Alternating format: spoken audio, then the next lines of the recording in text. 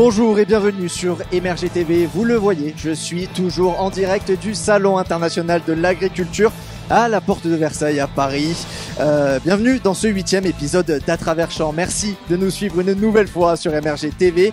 Aujourd'hui, encore une fois, suivez-moi, je vais vraiment vous faire voyager en France et même dans le monde entier. Dans un premier temps, nous irons voir nos amis les Ch'tis. Les Hauts-de-France ont plein de choses à vous offrir, surtout quand on parle de nourriture et de boissons. Et après, changement complet de décor, direction le soleil et les plages blanches pour découvrir les spécialités de cette magnifique île qu'est la Martinique. On va se régaler et pour se remettre et pour vous remettre de vos émotions, l'équipe d'À travers champs traverse en long, en large et en travers les allées de ce 59e salon. Aujourd'hui, ce sont Dimitri Hainaut, Flavien Bonneau, Florian Michelin et Axel Rebaud qui vont se promener. Vous allez pouvoir vivre ce salon comme si vous étiez avec nous à la porte de Versailles. Et à 11h30, je vous fais découvrir des produits très atypiques et notamment des outils qui se mangent. Encore un programme de dingue pour ce nouvel épisode. On est ensemble jusqu'à midi, c'est parti pour À travers champs.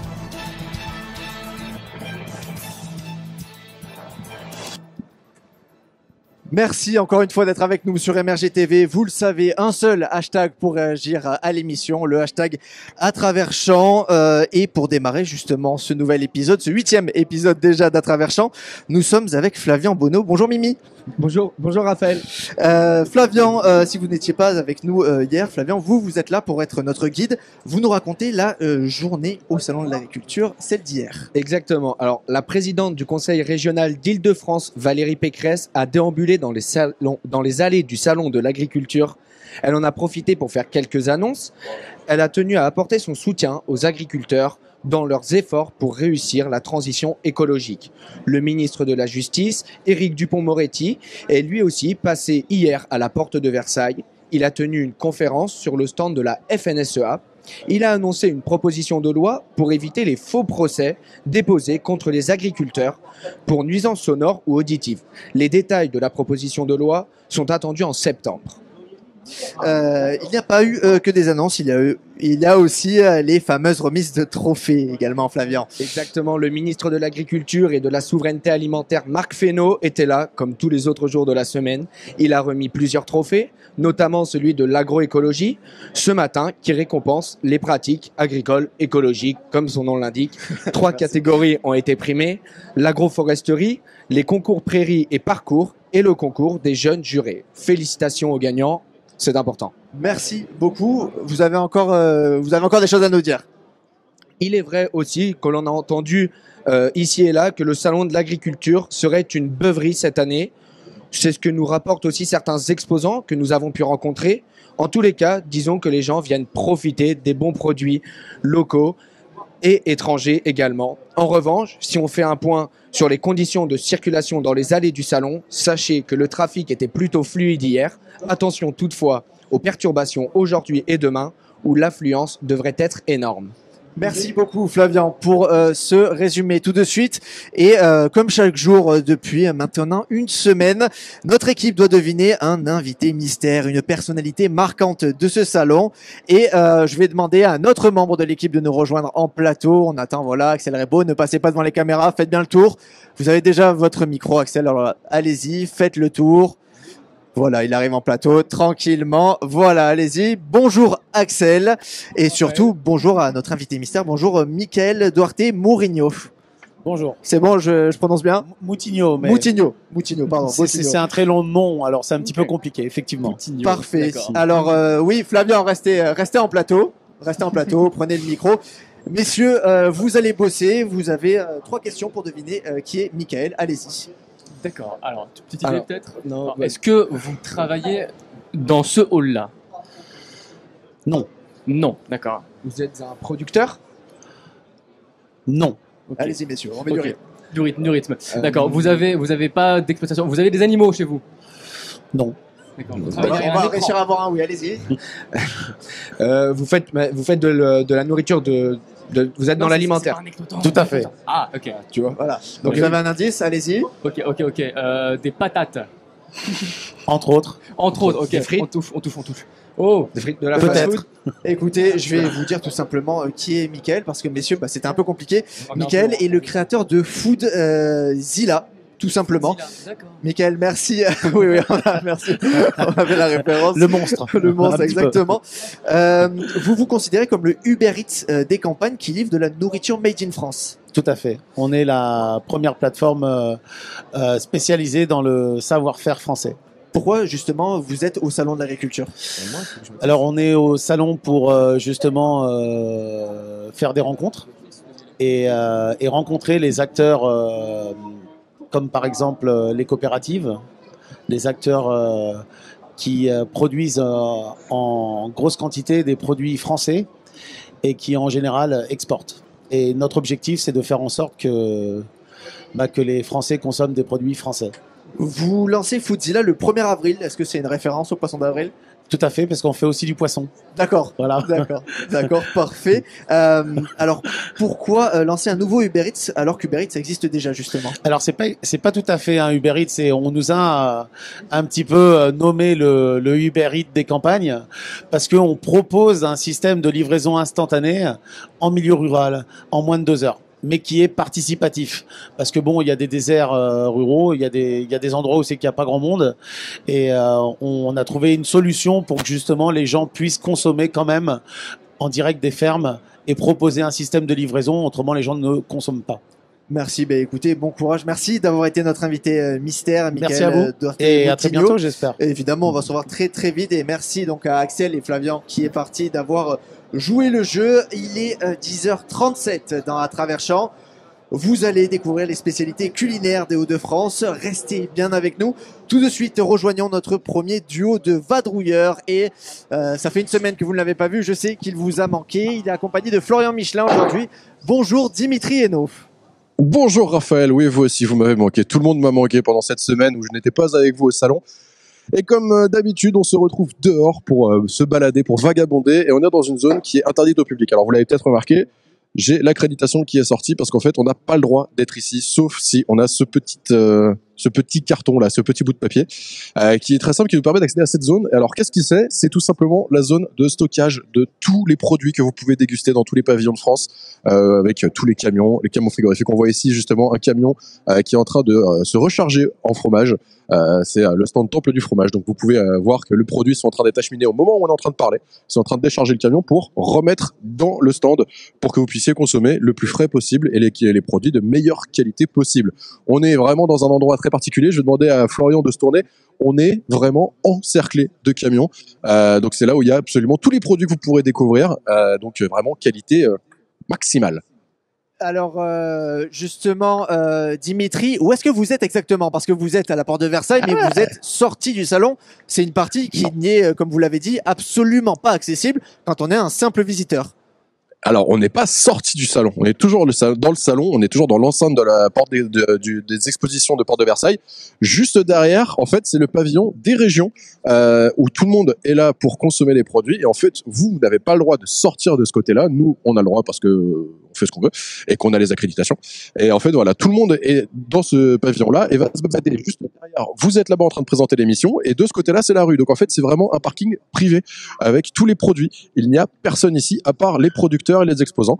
Donc c'est un petit privilège qu'on a, auquel on profite un petit peu, juste là, un autre parking. Et alors attention, je sais que vous aimez bien Raphaël.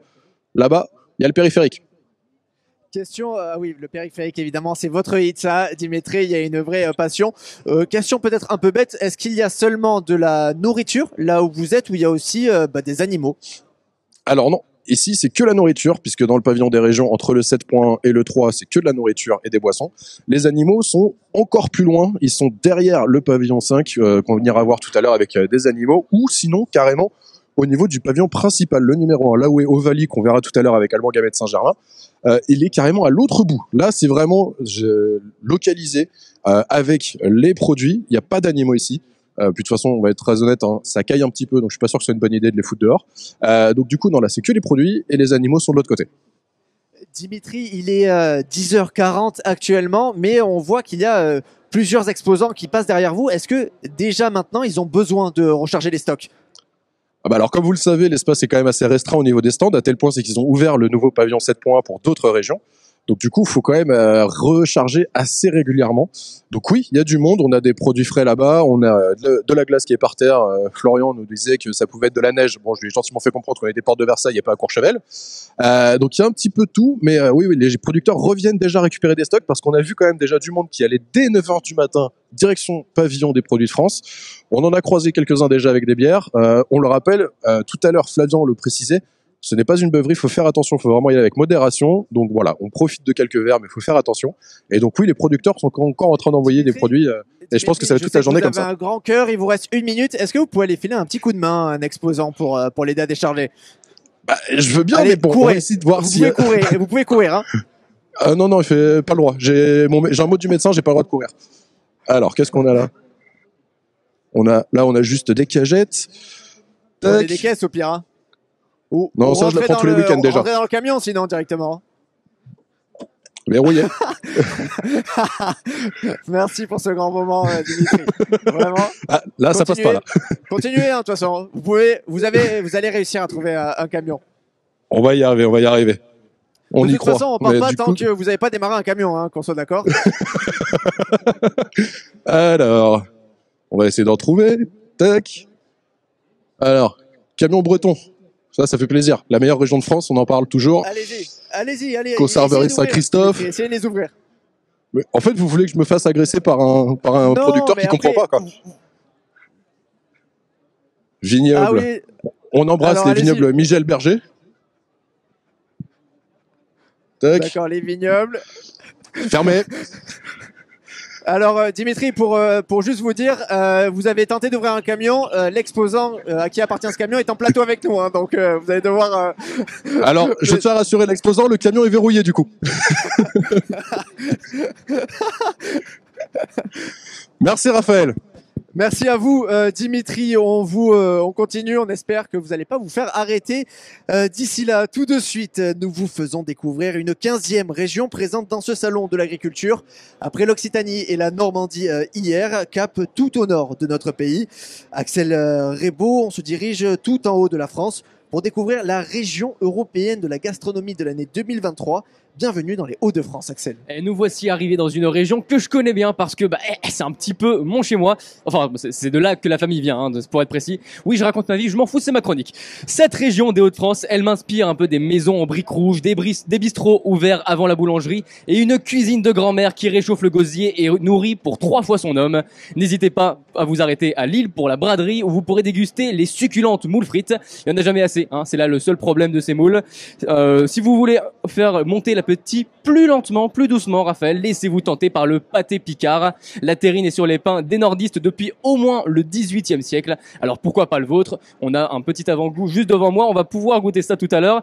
Et niveau protéines, puisqu'on en parle, vous allez en avoir pour votre argent, Raphaël. Même si on n'est pas chez les plus subtils de nos viandards de France, le lapin là-bas est ici un mets de grandes occasions et qui se mérite. Ouais, ça court très vite ces bestioles, hein. Ouais, le plus dur c'est de les attraper. Sinon, il y a le maroilles, hein, qui court beaucoup moins vite, tout comme vous après le maroilles. C'est vrai. Ce fromage bien gras, bien dodu du nord de la France saura vous donner envie de rester à table. Mais si vous voulez vraiment plus décoller de votre chaise, tentez donc le Lucullus de Valenciennes. C'est un millefeuille de langue de bœuf fumée et de foie gras de canard. Je vous préviens, il faut une autorisation médicale du médecin traitant pour goûter. Attention, c'est dangereux.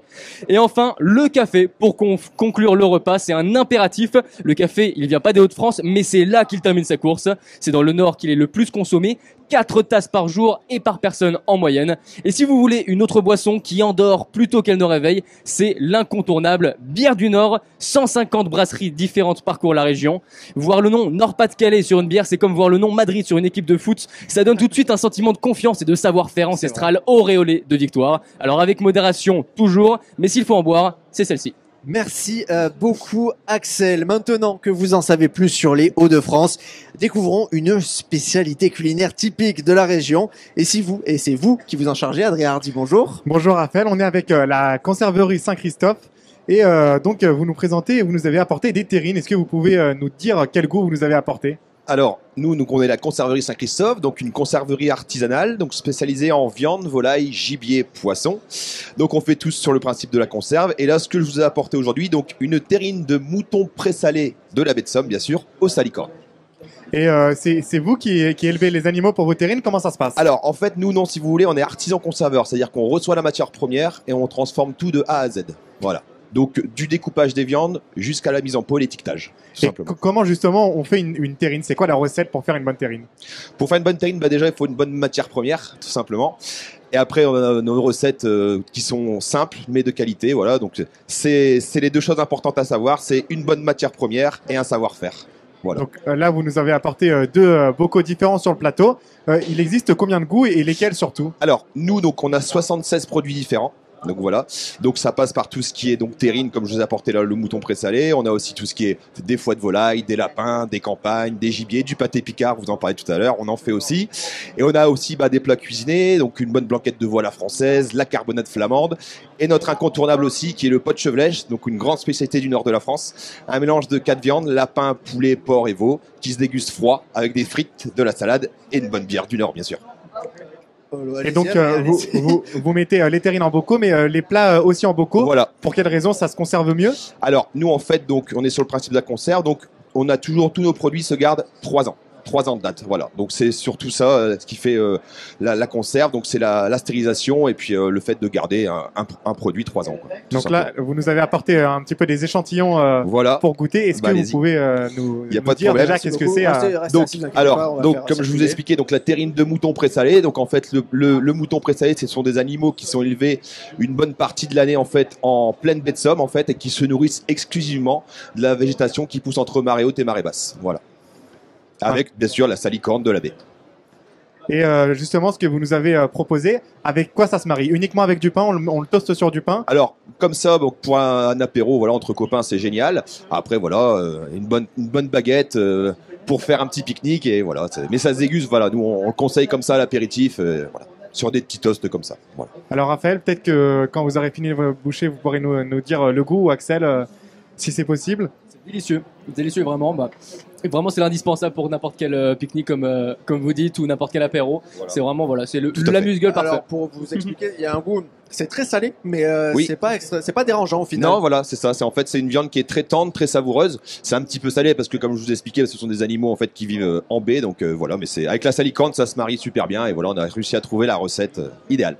Voilà. Donc, dans vos terrines, vous avez parlé essentiellement d'animaux. Est-ce que ça existe est-ce que vous faites des terrines potentiellement végétariennes ou c'est uniquement Alors là, on a fait une innovation l'année dernière sur une terrine à l'astère maritime. Donc l'astère maritime, c'est une plante de la baie de Somme. Et là, en fait, on a voulu vraiment avoir une terrine 100% végétale et on a fait ça avec l'astère maritime, qui est en fait un peu moins connue que la salicorne, mais qui pousse aussi en baie de Somme. Voilà. Vous nous avez parlé de terrine, de blanquette de veau. Qu'est-ce que vous avez un petit peu comme produit diversifié? Qu'est-ce que vous proposez? Alors, donc la blanquette de veau, la carbonate flamande, le waterzooi de poulet et de poisson.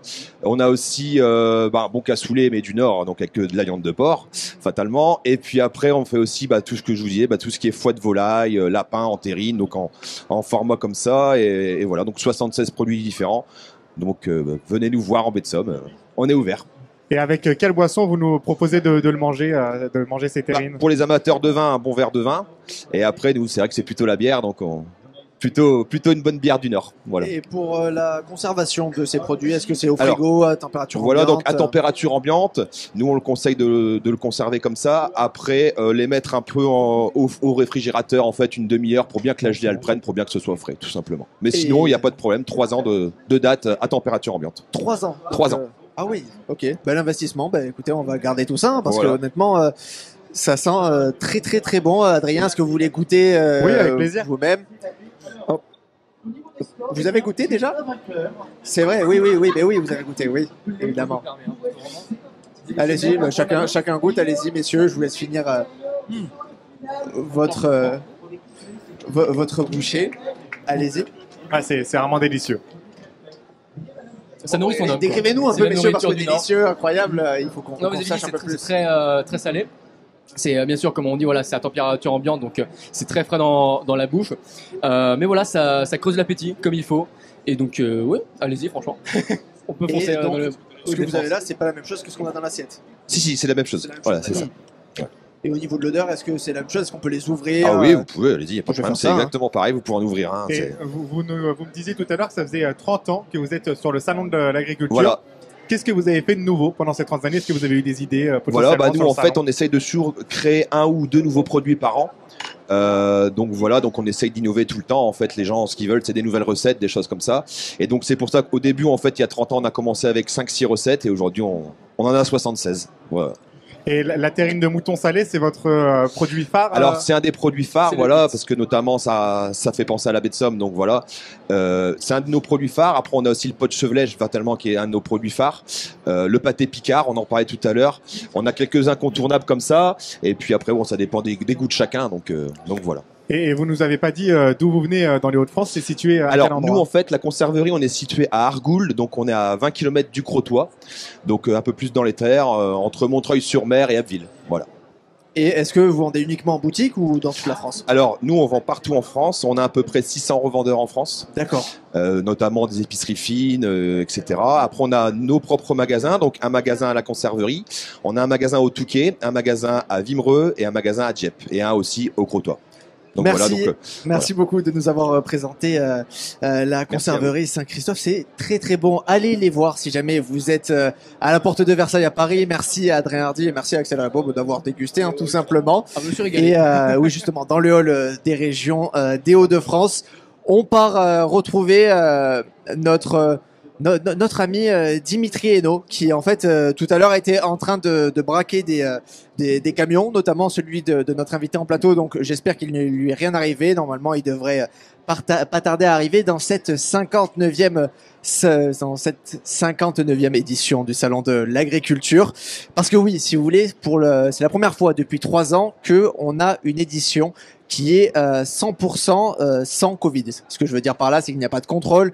Souvenez-vous, l'édition 2020 avait été annulée. L'année dernière, en 2022, il y avait un pass sanitaire. Donc voilà, forcément, c'était plus compliqué. Et on l'a vu chez les exposants, il y a des sourires un peu partout parce que content de revoir du monde. Parce que oui, le Salon de l'Agriculture, c'est un événement qui rassemble énormément de gens.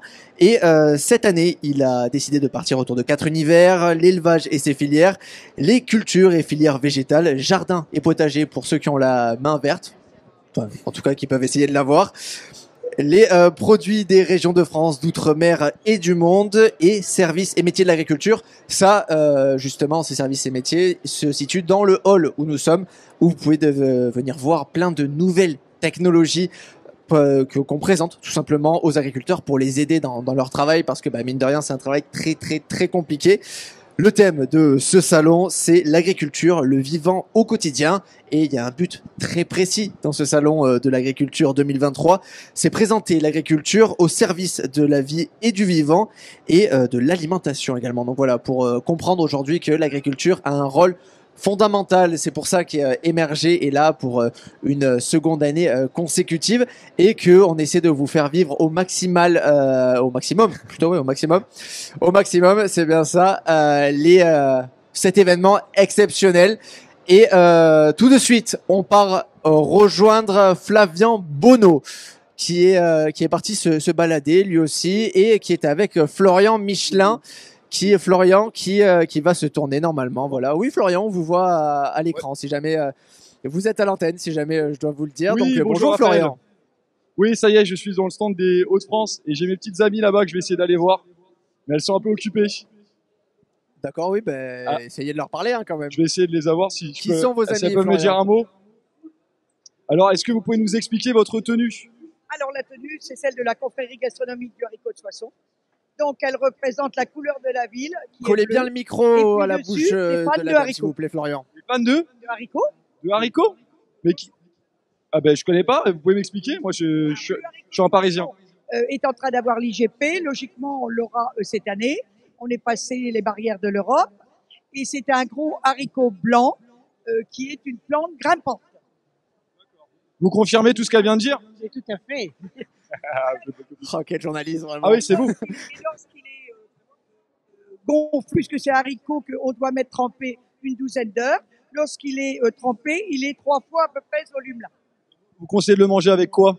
Vous pouvez le manger de l'apéritif jusqu'au dessert. Il y a des restaurateurs qui font de la glace au haricot de Soissons, de la tarte tatin au haricot de Soissons, de l'ananas mélangé avec du haricot qui a gonflé dans du rhum. Et puis, à l'apéro, moi je fais régulièrement à l'apéro, en faisant bien cuire, mais pas trop, et en l'assaisonnant pendant qu'il est chaud avec une bonne vinaigrette. Et je vois vos boucles d'oreilles. Est-ce que c'est des haricots? Si tu peux, Flavien, tu peux. Des vrais haricots, exactement. C'est une personne qui fait qui fait des fantaisies sur la ville et qui a décidé de faire des boucles d'oreilles pour nous, la confrérie, l'année dernière, avant la fête du haricot. La fête Attendez, du haricot qui a lieu le 23, filmez les 24 boucles et d'oreilles. 25 septembre. Filmez les boucles d'oreilles. Filmez les boucles d'oreilles. La fête du haricot qui a lieu cette année 23, 24 et 25 septembre et qui réunit 60 000 visiteurs. Allez-y. Ah oui, non, vraiment, ah oui, donc tout le monde est à la maison, on touche le col Avec de la les dame armes comme de la ça. Le haricot, mais c'est un vrai haricot. Ça, vous pensez que ça peut intéresser les Swarovski ou les grandes marques de bijoux? Je ne sais pas, on peut toujours espérer. Pourquoi pas? Et qu'est-ce que vous avez d'autre là? Je vois des... C'est le haricot, mais là j'en ai que quelques-uns. Vous voyez, c'est ça, le haricot dans la cosse. Voilà. Collez bien le micro. Voilà, oui, il faut mieux aller voir le Florian. dentiste après. Ah, Vous savez que le haricot existe également en friandise. Il est, alors là, bon, c'est un autre volet, mais c'est un fourré chocolat, nougatine. Voilà. Florian, Et là, on goûtez. peut parler goûtez ces de haricots, cette justement. médaille. Alors, la médaille qui représente la forme, par sa forme, le haricot de Soissons, et puis l'emblème de la ville qui est Saint-Jean-des-Vignes, qui est une belle abbaye dans la ville. Et ça, c'est l'écusson de la ville. Voilà. Vous représentez très bien votre région en tout cas. Je suis fière d'être des Hauts-de-France et puis je suis fière d'être soissonnaise et d'avoir ressorti un produit qui avait complètement disparu. Le haricot avait complètement disparu des tables. J'ai relais la graine et j'ai eu des planteurs qui ont joué le jeu et qui l'ont fait. Et maintenant, on est à 2 pas d'avoir l'IGP. Merci beaucoup, Magnifique. Florian Michelin. C'est pas la fin Et des vous haricots, êtes là, avec avec vous. Pas du tout, c'est le Flavien commencement. Bonneau. Donc voilà, on va vous retrouver dans un très court instant parce que voilà, Florian, plutôt comme vous, découvre les allées du Salon de l'Agriculture. Aujourd'hui, il est 10h57 en direct sur MRG TV, la chaîne YouTube de Power Boost dans la Travers Champ. Et après vous avoir fait découvrir la conserverie Saint-Christophe, il y a un instant, c'est le moment de vous faire découvrir de la bière avec modération, toujours évidemment, je vous le rappelle, ça reste important. Et c'est Théo Grévin qui s'en charge. Bonjour Théo. Bonjour Raphaël, et on a donc Bertrand qui est avec nous. Bonjour Bertrand. Bonjour Bertrand. Bonjour. Et qui vient pas seulement parce qu'il est quand même assez tôt, il est que 11h, donc vous êtes venu aussi avec du jus de pomme. Oui, alors j'ai pris quelques produits qu'on a sur notre stand Bienvenue à la ferme. Voilà, et donc vous pouvez nous dire d'où vous venez? Alors moi je viens du département du Nord, dans la région de France. Donc je suis à 15 km à l'ouest de l'île. Voilà, Très donc bien. agriculteur sur une petite exploitation de 30 hectares et qu'on transforme. On transforme nos céréales en bière et en pâte. D'accord, alors est-ce que vous pouvez nous dire où vous êtes dans le salon? Ça peut intéresser peut-être les gens Alors qui nous voilà, vous regardent. nous retrouvez juste à côté de la confrérie des haricots de Soissons, là. Le stand Bienvenue à la ferme, dans la région Hauts-de-France, dans le hall 3. D'accord, et donc sur ces produits, donc il y a un jus de pomme, on va commencer par le jus de pomme, vu Voilà, qu'il est 11h. le jus de pomme qui est Dites-nous. celui de Hubert Vanache, qui est dans le 02 à Neuve-Maisons, voilà, et qui propose du jus de pomme, également du cidre sur le stand. Voilà. Et donc ce jus de pomme, c'est pas le vôtre parce que vous faites partie d'un réseau. Voilà, le réseau Expliquez-nous. Bienvenue à la ferme. Là, on est un stand présent sur le salon avec une douzaine d'agriculteurs qui ont pu se déplacer. Et donc, chacun ramène son produit. L'un ramène de la terrine de bœuf, l'autre du saucisson de porc. On a le jus de pomme, on a du champagne. Même maintenant, on a la chance, hein, une grande région où on va de la bière jusqu'au champagne. Et voilà, de la bière. J'essaye d'oublier. On a des glaces fermières aussi. On propose des planches apéro avec les produits de tout le monde. Donc, si vous souhaitez faire un petit tour et puis trouver où manger à midi, ce que je dis beaucoup aux visiteurs, pensez au stand où il y a la petite fleur jaune. C'est vrai dans toutes les régions, hein, il n'y a pas que dans l'Hauts-de-France, dans toutes les régions. La petite fleur jaune, vous êtes sûr d'avoir un agriculteur derrière le tablier. C'est un gage de qualité, vraiment, cette petite Exactement. fleur jaune. Ouais. Ça veut dire que derrière, c'est les produits de la ferme en direct pour vous. je vous propose que pendant que vous continuez votre discussion, moi, de goûter ce fameux ce fameux jus de très pomme. très bon. Voilà. Goûter On va prendre un bon petit le jus de déjeuner. pomme. Et donc, Ils auraient voulu boire la bière, hein, ils vous le disent pas, mais ce sera pour après, hein, parce qu'à l'antenne, il faut faire on sérieux. peut pas malheureusement, ou heureusement. Voilà. Et alors, vous pouvez nous parler de cette bière. Celle-ci, c'est la vôtre. Voilà, donc ça là c'est la mienne. Donc moi je suis agriculteur. On fait pousser de l'orge de printemps, hein, qu'on appelle aussi de l'orge brassicole, qui va nous permettre de faire de la bière. D'accord. Voilà. Et donc ça fait 15 ans maintenant qu'on est installé Très bien. sur la ferme et qu'on produit cette bière fermière qui est vendue exclusivement dans un réseau de magasins fermiers. D'accord. Très bien. Et donc, cette bière, il y a toujours la question du prix qui se pose. Est-ce que par rapport à une bière industrielle, qu'est-ce que ça change et rapport qualité-prix, dites-nous. Alors nous en fait on va être sur des bières produites en plus petite quantité. Ouais. Hein, donc forcément avec une rémunération qui sera un peu plus forte pour nous, le producteur. On a un peu moins de logistique, comme on est vendu que dans les magasins fermiers du secteur. On se déplace moins, on n'a pas de grands camions pour livrer. Donc ça permet en tout cas, nous, de nous rémunérer. On est 3 à travailler sur la ferme. Ouais. Sur une petite exploitation de 30 hectares, on valorise plutôt bien la main-d'œuvre. Voilà, ça fait 15 ans. C'est vrai que des brasseries, on en voit partout maintenant, partout en France. Hein. C'est vrai que ça s'est énormément développé. Le même marché il est encore en expansion. Donc c'est un produit qui continue à bien fonctionner. Merci beaucoup Bertrand de nous avoir présenté ces produits. J'ai goûté personnellement le jus de pomme, il est délicieux, très très très sucré. Donc si vous êtes présent dans ce salon ou sinon allez sur internet directement, c'était très très bon. Merci Et n'oubliez pas la bière beaucoup. de Bertrand. Quand même, n'oubliez pas la bière avec Oui, modération. oui, bien sûr, et laissez-nous la bière, on la goûtera Voilà. après l'émission avec modération, c'est purement professionnel, évidemment. Dans un instant, on retourne parcourir les allées de ce 59e salon de l'agriculture avec Dimitri Hainaut et Flavien Bonneau. Adrien Hardy et Théo Grévin seront de retour sur notre plateau avec de nouveaux exposants pour nous faire découvrir la gastronomie d'une nouvelle région. Vous vous demandez laquelle c'est, Axel Rebaud vous la présente dans un instant. Avant ça, direction les allées du salon de l'agriculture avec Dimitri Hainaut et Axel Rebaud. Et Dimitri, vous vous êtes fait un ami apparemment. Oui, exactement. Avec Axel Rebaud, on est parti dans le pavillon 5.1, celui qui est dès l'entrée du salon des expositions de la Porte de Versailles. Et je suis devenu copain avec Alexandre. Alors vous allez me demander pourquoi ? Parce qu'il y a un stand très intéressant avec moi et il va le présenter avec plus de 16 bières, rien que ça. Bonjour Alexandre. Bonjour. Alors du coup, au niveau des choix des bières, on va retrouver quoi sur ce stand quand même très américain entre les drapeaux et la musique ? Les Américains, on va trouver tout type de bière, de la blonde, de l'ambrée, de la brune, fruitée, amère, pas amère, plutôt classique pour ceux qui ne n'aillent pas vers la IPA. Voilà, donc on va présenter 16 tirages de pression différents, de la Caroline du Nord, Californie, du Maine, du Colorado, et voilà. Il y a Axel qui est en train de demander à tout le monde de se déplacer pour mieux cadrer. Il prend son rôle un peu trop à cœur, je pense qu'il va demander une promotion, faut se méfier. On est en train de parler de bière, mais il y a aussi à manger si on veut. Ça. On fait aussi des hot dogs, on fait une formule là le midi, avec la bière et le hot dog. On fait un spécial hot dog avec sauce fromage, cornichons, les tomates, on prend des petits... de la nourriture autour du monde en Italie et en Algérie, et puis on met dans le hot dog pour faire avec nos recettes, voilà. Et attention, première fois au salon pour Alexandre, mais aussi pour le stand. Enfin, avant, c'était d'autres stands qui proposaient d'autres produits, mais là, c'est la première fois. Comment ça se passe le salon jusqu'à aujourd'hui ? Jusqu'à aujourd'hui, c'est très bien, ça marche très très bien, beaucoup de monde. Une semaine un peu plus calme, mais bon, là, on part sur un gros week-end, je pense, donc voilà, on va être prêt. Faites serveur, à vendre Dimitri. tous nos produits, et voilà. Allez servir une bière aux J'ai gens. une recommandation dans l'oreille qui est en train de me demander si je peux faire serveur, carrément, si je peux tirer une bière. C'est possible. J'ai l'autorisation de réaliser un grand rêve que je Pour vous, n'ai pour évidemment les gens, jamais fait, Dimitri. vous me croirez. Je précise évidemment. Je pense, alors, en tant que je bois très peu d'alcool. Au niveau des bières, laquelle, si jamais on est amateur de bière, laquelle vous conseillez ?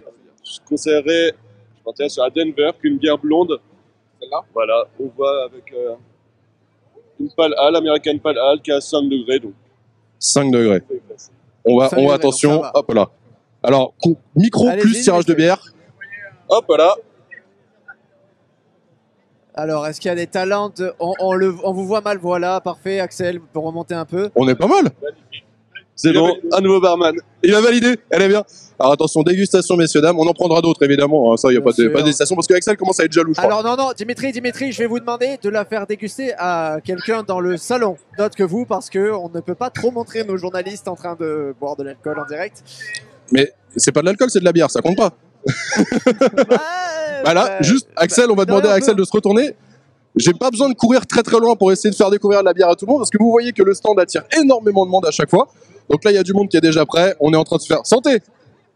Voilà, on a du monde qui est en train de venir, donc je pense que clairement, j'ai pas besoin de courir très très loin pour leur faire goûter. Et ils se débrouillent très très bien sans moi pour les déguster. Vous inquiétez pas pour ça.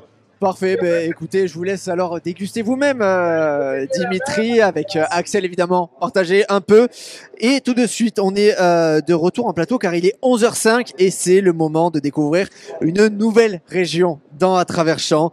Après les Hauts-de-France, son pâté et sa bière, direction les Antilles et le soleil. Départ pour la Martinique que je connais très bien, vu que j'y ai vécu 8 mois quand j'avais moins d'1 an. Donc j'ai des souvenirs assez flous. C'est pour ça que vous êtes là. Alban Gamet de Saint-Germain, bonjour. Bonjour, Raphaël Bardena. Vous nous rafraîchissez la mémoire et vous nous présentez cette très belle île. Exactement, je vous ai concocté mon petit palmarès d'anecdotes sur la Martinique. J'en ai 6 et attention, la 5e risque très fortement de vous surprendre. Alors numéro 1, savez-vous qu'on l'appelait l'île aux fleurs? Oui. Parfait, vous êtes très fort. 2/3 de la Martinique est donc un parc naturel régional. Pour vous donner une idée, c'est à peu près équivalent à la présence de poils sur la surface du corps de Dimitri Hainaut. Voilà. Et si vous souhaitez en savoir plus sur la flore de l'île, comme par exemple l'hibiscus, qui est une plante à fleurs qui est le symbole local, eh bien vous pouvez visiter le jardin botanique de Balata ou bien le domaine d'Émeraude. Numéro 2, on reste dans le thème de la flore avec une forêt bien particulière. C'est la mangrove labyrinthe racinaire. Elle y abrite un véritable écosystème, un peu comme finalement les poils qui recouvrent la surface du corps de Dimitri Hainaut. Numéro 3, il n'y a que 2 saisons seulement. D'ailleurs, vous parlez de cette personne-là. Exactement. Alors, il n'y a que 2 saisons seulement parce qu'en métropole, on en a combien? Raphaël, on a combien de saisons en métropole? 4. Bravo, vous êtes fort, vous avez révisé avant. De décembre à mai environ, c'est donc la période de carême ou la saison sèche, idéale pour profiter du soleil. Et de juin à novembre, c'est l'hivernage ou la saison humide. Bon, en vrai, moi, je m'en fiche un peu quand on sait qu'il fait en moyenne 27 degrés toute l'année. Ça va. Vous êtes bien gentil avec vos 3 degrés là. Moi, je me tire. Numéro 4, une exploitation sur 5 est dédiée à un fruit, Raphaël. Indice, si vous ne trouvez pas, vous êtes une banane.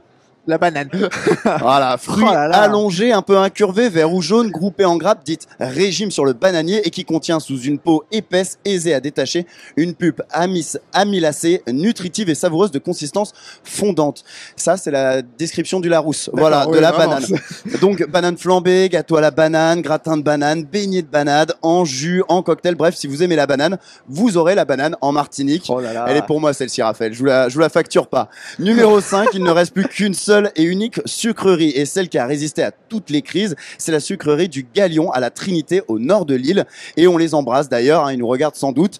Surtout que je viens, Raphaël, avec des nouvelles fraîches. La campagne sucrière 2023 est officiellement lancée et les premières cannes coupées semblent particulièrement riches. Génial. C'est à votre avis pourquoi c'est intéressant?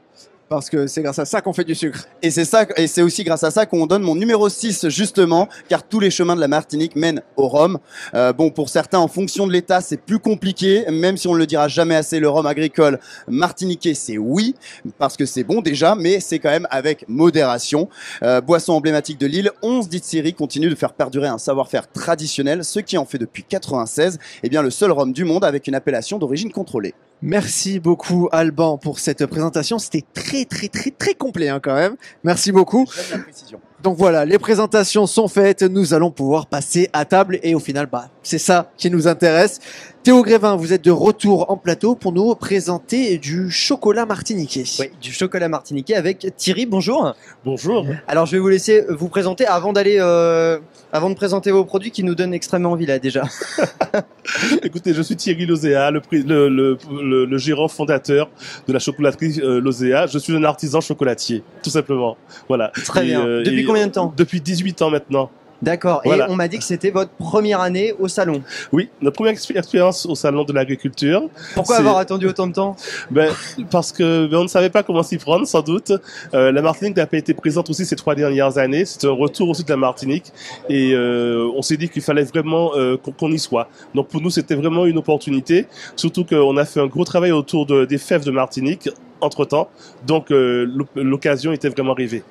Très bien. Donc vous êtes chocolatier. Est-ce que vous pouvez nous présenter ces Oui, quelques bien sûr, produits bien sûr. qui sont Alors, là bon, rapidement, que je vous dise la philosophie. Il fallait que nous, on fasse la promotion des saveurs de la Martinique et des saveurs tropicales. Donc, nous avons effectivement lancé une gamme de produits autour de la promotion de ces saveurs. Et puis, pour nous, le travail était incomplet si on n'avait pas de fèves de cacao de Martinique, parce que la Martinique a été pendant longtemps une terre de cacao et ça a été abandonné au profit de la banane et de la canne à sucre. Et là, effectivement, on a relancé enfin, je dirais, cette production. Et là, nous avons effectivement nos premières productions qui sortent avec un cacao qui est excellent. Donc, j'espère que bientôt, on aura droit à cela. Bien le micro à votre bouche. Ok, voilà, d'accord. pour vous entendre bien. Donc, je disais que j'espère que bientôt... Mais avec votre main, prenez-le un peu plus haut. D'accord. Comme ça, parfait. Comme ça, ok, d'accord. Donc j'espère que bientôt, effectivement, on aura droit à une 3e filière très intéressante sur le stand Martinique avec le cacao. D'accord. Donc là, vous avez du chocolat en bonbons. Oui. Et en tablette. Alors je commence par la tablette. Allez, elle est plus proche. La tablette ici, c'est une tablette noir éclat, une 64% qui contient 25% de fèves de Martinique. Alors pourquoi 25% seulement? Parce qu'aujourd'hui la filière est en naissante, on n'a pas des quantités suffisantes pour avoir effectivement une tablette en permanence à 100%. Nous en avons une, mais elle est malheureusement en rupture. Et ce qui est intéressant, c'est d'avoir effectivement cette diversité de saveurs où on a, je dirais, des notes de fleurs, des notes de bananes sur le cacao de Martinique. C'est vraiment un produit qui est impressionnant. Nous avons aussi sur les bonbons de chocolat, je vais vous ouvrir cette boîte. Avec plaisir. Voilà. Donc ici, un assortiment de ce que nous faisons. Voilà. Donc vous voyez que c'est très coloré. C'est super beau. C'est vraiment à l'image de notre pays, riche en couleurs. Voilà. Donc avec des saveurs telles que le piment de Cayenne, le bois d'Inde, la citronnelle, la goyave, le citron, la cannelle, vraiment tout ce qu'on a dans le jardin, et puis aussi quelques traditionnels. Hein. On n'a pas pu s'empêcher de faire un praliné, par exemple. Est-ce que je peux vous prendre celui au piment? C'est lequel vous m'avez dit? Alors, c'est le rouge, c'est celui-ci-là. Celui-ci, bah, écoutez, Voilà. on va goûter ça. Parce Donc que je ça- vous avertis, le ça piment, m'intéresse. c'est un être qui est relativement traite, il attaque toujours par derrière. Voilà. Parce que Voilà. Il faut dire, j'ai vu Thierry avant. Donc, quand vous goûtez ce chocolat, effectivement, au départ, on se dit, c'est du chocolat. Et il y a les 5 secondes de battement, vous prenez une claque derrière la nuque. Voilà. Vous prenez une petite claque dès le matin, là, à 9h30, ça fait plaisir. C'est très très bon, mais... Voilà. Donc, effectivement, Ça alors, va passer, Raphaël vous est un peu inquiétez une chochotte. Moi, j'ai pas été comme ça, Non. mais, mais effectivement, non, mais c'est vrai pas que prévenir. bah, c'est la surprise du chef. Merci Voilà. Thierry, on va finir l'émission plus tôt Avec grâce à plaisir. vous. C'est quand même pas mal. Mais On ça va met, continuer, ça met continuer. une petite claque, hein.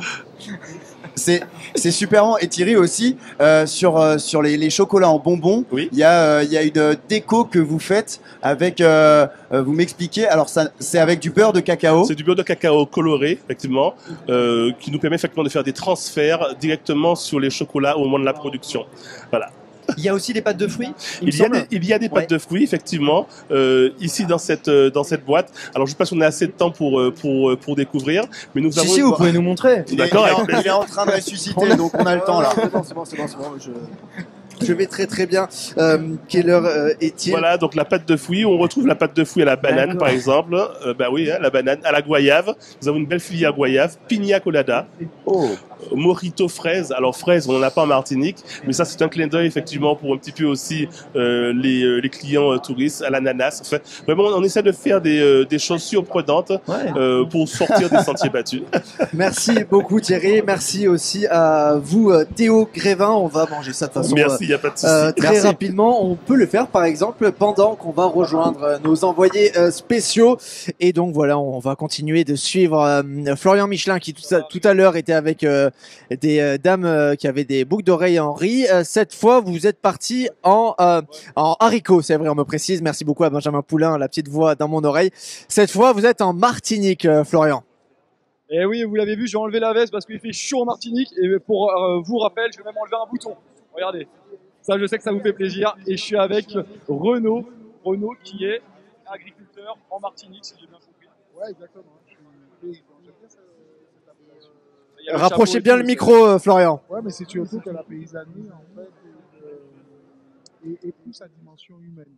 Quand on parle d'agriculteurs, on a des modèles qui sont des modèles assez industriels, alors que moi, au contraire, je développe une ferme sur la commune du Gros-Morne en Martinique, avec de la production maraîchère, de la production vivrière et aussi de l'élevage de porc en plein air. Je suis sur une petite unité en agroécologie, sans utilisation de pesticides ou quoi que ce soit.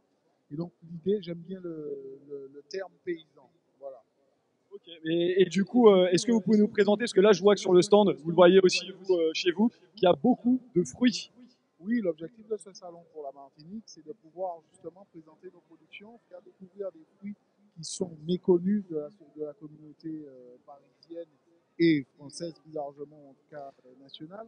Et on va Collez vraiment le micro, Florian. Le fruit de la passion, qu'on appelle fruit de la passion. On retrouve du cacao, de la chrysophile, de la goyave, des variétés de goyave, le manioc par exemple, de base en Martinique et qui est peu connu ici, mais qui existe dans d'autres sociétés et d'autres communautés. Il y a le melon, le flamand, voilà. Donc l'idée c'est de pouvoir vraiment présenter. Ça me fait penser que tout à l'heure, moi justement, j'ai vu ce qu'on appelle la pitaya.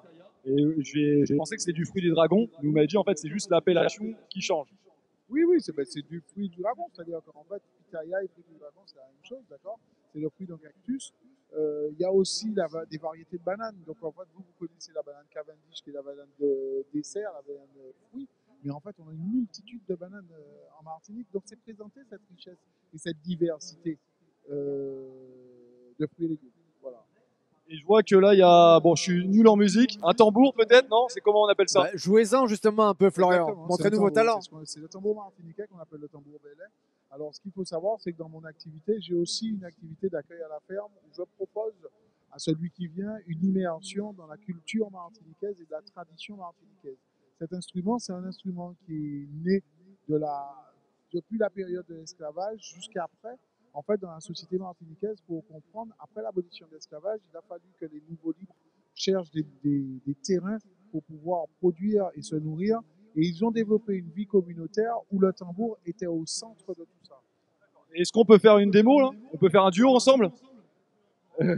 Bien sûr, au contraire. Alors déjà, ce qu'on va faire, c'est que la première chose, c'est que le chant, c'est un chant, on appelle ça la voix-réponse. C'est une méthode africaine. Donc moi, je vais faire yeah là. Toi, tu vas répondre yeah là. Yeah là. Quelle voix. Yeah là. Mweni ganjile. Tu réponds toujours yeah là. Quelle voix, mais quelle voix, Florian. Yeah là. Papa, moi pas là. Yeah là. Petit pantalon. Yeah là. Regardez-moi. Yeah là. Moi pas là. Yeah là. Bon, encore un peu de travail pour toi. J'ai un problème de rythme depuis tout petit. On peut essayer. En vrai, ça s'entend pas, Florian. Vous chantez très bien. Hein. Ouais. Une main qui note, une main qui roule et le pied qui va venir accentuer et assurer des accentuations musicales. Donc ça donne. Mettez le micro vers le bas, Florian, qu'on entende bien.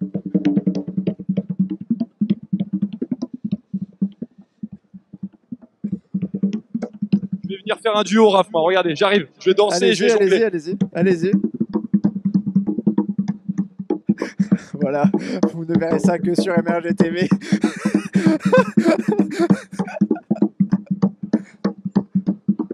Il y a quand même, il est fort, hein. Il est très très bon.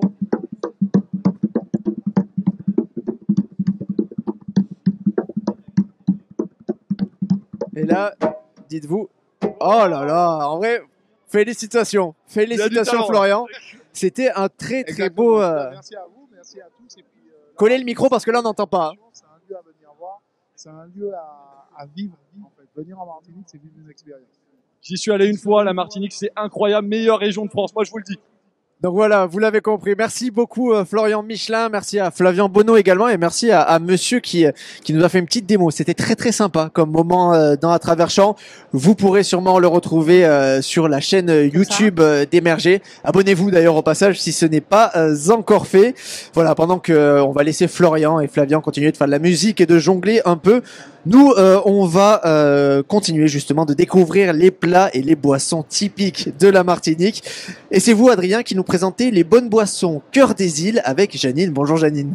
C'est ça, exactement. Alors, on voit déjà ce que vous nous avez apporté, donc du chocolat et des liqueurs. Je vous propose de commencer par le chocolat. On est le matin, donc on va faire le chocolat chaud un petit peu. Qu'est-ce qu'il a de spécial, ce chocolat antillais, par rapport aux autres chocolats ? Alors, il faut savoir que le chocolat, donc Cœur des Îles, c'est un chocolat traditionnel martiniquais. C'est une recette qui est unique au monde finalement, qui n'existe qu'en Martinique. Une recette de cacao, sucre de canne, à base de cannelle, de vanille, de zeste de citron, une pointe d'essence d'amande amère. Et donc, on faisait ce chocolat à l'époque pour les communions, les baptêmes, les mariages. Donc, c'est un chocolat de fête que l'on prend avec une brioche que l'on appelle le pain au beurre.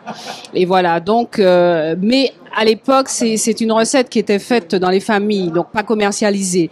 Donc on peut dire qu'il y avait autant de recettes qu'il y avait de grand-mères finalement. Et moi, j'ai voulu réconcilier un petit peu tout le monde et faire une recette qui véhicule bien sûr la tradition, mais que l'on peut consommer aussi à tous les moments de la journée, pour le petit déjeuner, pas seulement au moment des fêtes. Et justement, vous avez dit les ingrédients, fèves de cacao, cannelle, etc. C'est vous qui les cultivez en Martinique ? Alors, donc comme l'a dit Thierry qui est passé avant moi, aujourd'hui la filière cacao se relance à peine, donc il n'y a pas de quantité suffisante pour le moment pour fabriquer tout notre chocolat avec le cacao de Martinique.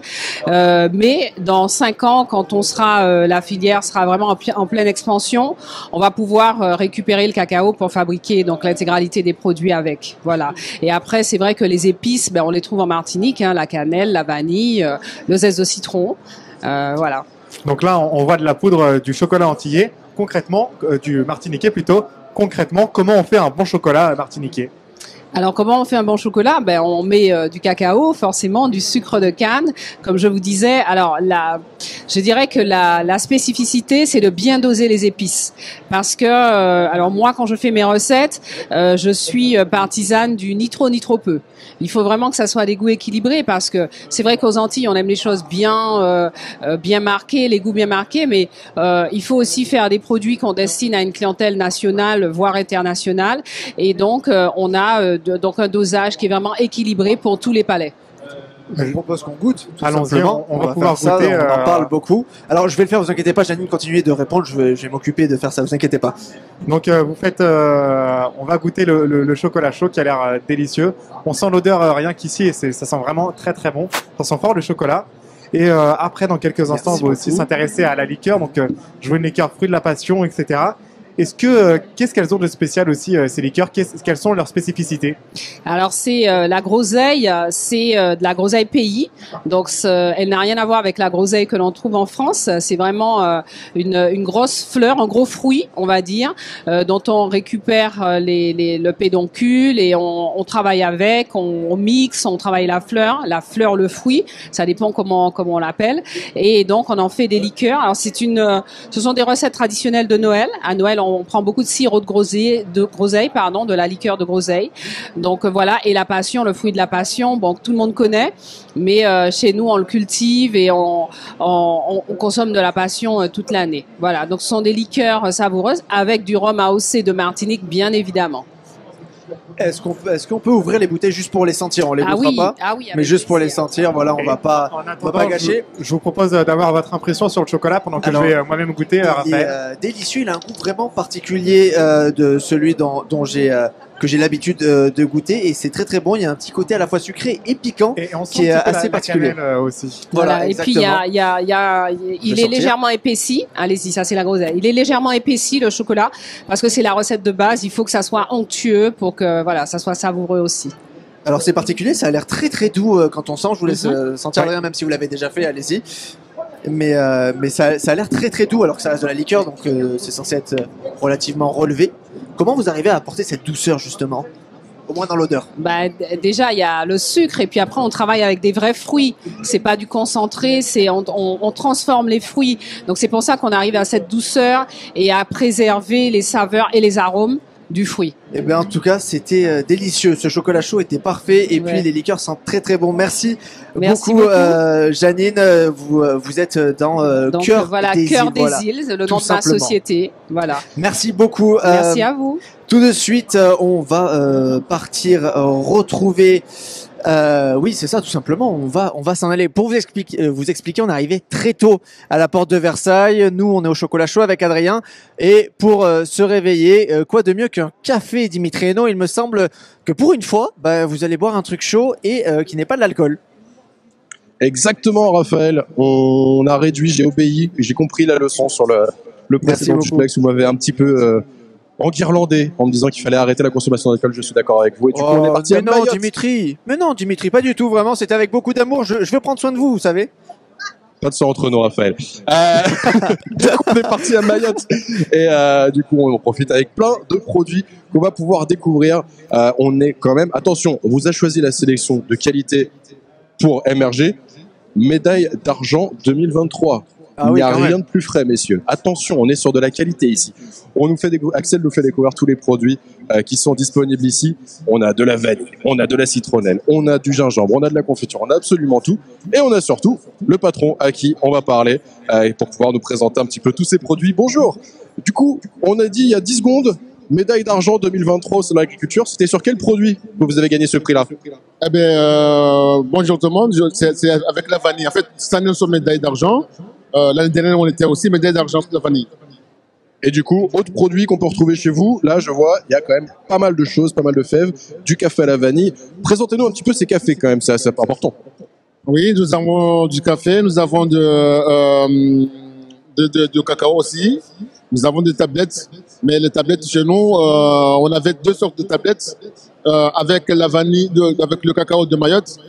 Après aussi, on a des tablettes avec le cacao de Madagascar. On a du café, mais le café chez nous, ce n'est pas le même café que ce qu'on trouve. Parce que chez nous, c'est des petits grains. Allez-y, goûter, Dimitri, n'hésitez pas. Assemblage. Le café, on l'a torréfié différents niveaux, différents lots, et on a mélangé. J'en profite, je vais prendre un petit café, moi, histoire de goûter quand même, si c'est possible. Un petit café pour goûter tous les produits, enfin, le meilleur café. Du coup, vous disiez, plus petit les grains, mais du coup, la particularité, c'est qu'il est plus fort, il est un peu plus rond, il est un peu plus amer. C'est quoi la particularité des petits grains? Il est amer. En fait, au départ, le café et le cacao à Mayotte, c'est un produit qui a existé il y a longtemps. Après, ça avait disparu parce que nos parents, nos arrière-parents ne savaient pas quoi faire. Et puis, nous, ça fait 4 ans, nous avons une association et on essaie de relancer la production. Et pour la première fois cette année, on a pu faire du chocolat avec des fèves de Mayotte. Et notre café, en fait, au départ, il vient de Madagascar. Mais eux aussi, pour eux, ils l'ont pris au Gabon. Et ce café-là s'appelle Koilou. Plein de bons produits, que de la qualité, on imagine forcément. Je vais vous prendre un petit café, on va profiter avec Axel pour vous montrer. À tous les amoureux de vanille, vous pouvez aussi acheter directement des tubes de vanille que vous pouvez récupérer pour chez vous après pour pouvoir les utiliser. Il y a vraiment de tout. La vanille, nous avons 2 sortes de vanille ici. Nous avons la vanille qui a été échaudée et on a aussi ici, celle-là n'a pas été échaudée. En plus, celle-là, elle a givré. Échaudée, ça veut dire la vanille verte. On la prend, on la met dans de l'eau chaude, 1 minute à peu près, on l'enlève avant de faire sécher au soleil. Celle-ci, on ne met pas dans de l'eau chaude. On met dans un récipient et on met au soleil, ça chauffe et ça fait. C'est juste pour couper le processus de la vanille. Et là, échaudé, givré, si vous voyez ici, on voit comme s'il y a des petites pétales en fait. Je ne sais pas si vous voyez bien là. Pas tellement. On voit un peu, mais pas tellement. C'est compliqué, mais ça, on arrive à deviner la différence entre les 2 différents produits.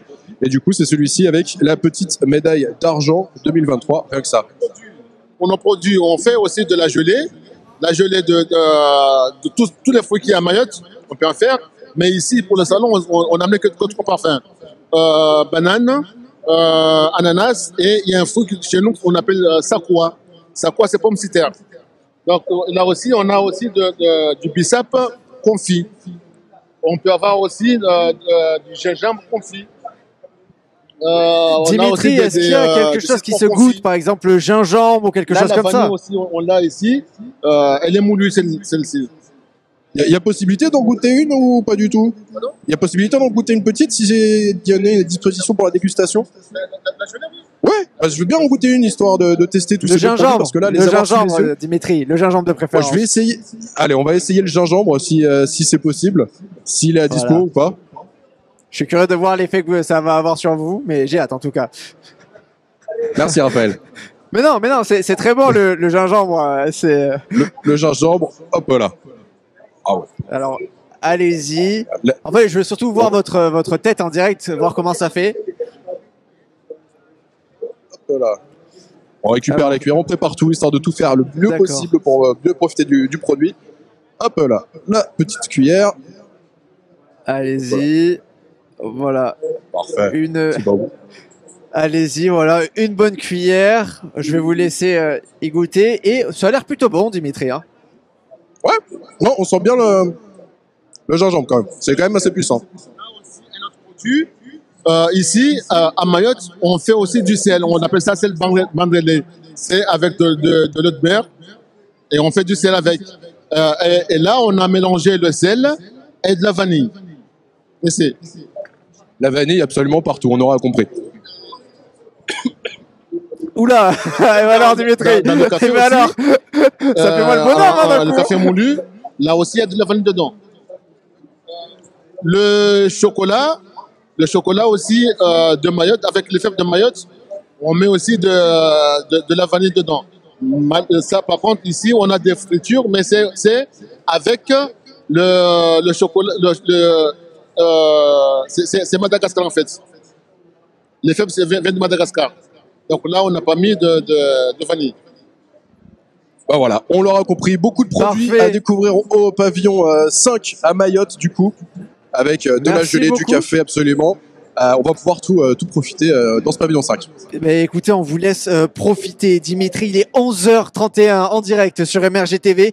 Il nous reste plus que 30 minutes ensemble dans ce 8e épisode d'À travers champs.